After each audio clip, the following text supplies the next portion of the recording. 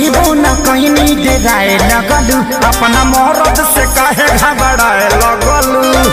ए जा बोला ना कुछ कहिबो न कहनी डेराए लगलू अपना मरद से काहे घबराए लगलू। देलू दिया बुताई काहे पगलू अनहरिया।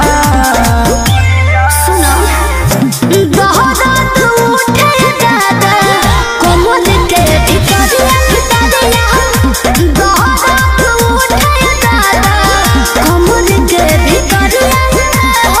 दवाई लिया निका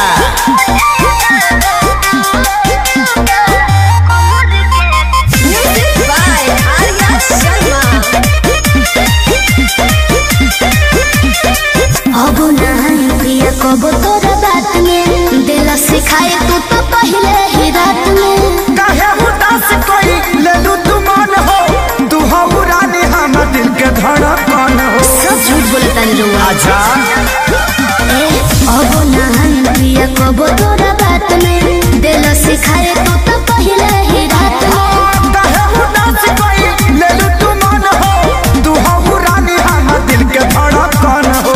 लागलू खूबसूरत सरिया पहनलू जब करिया।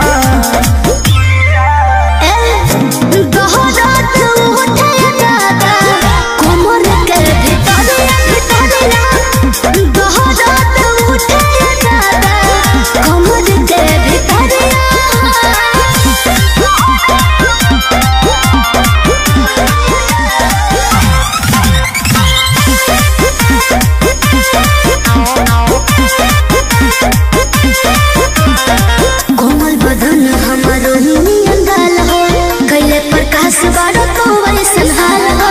सोनुआ संजय के कहला में आके कोई हम गलती रानी तो के ना जमा के। एहसास हो गई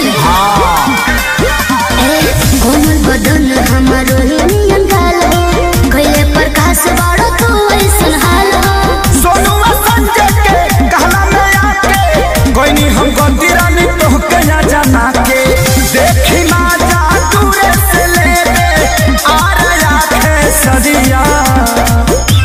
सुना बोला दोहरात उठे दादा कोमल के भितरिया दोहरात उठे दादा कोमल के भितरिया। चोर धइले बकारी।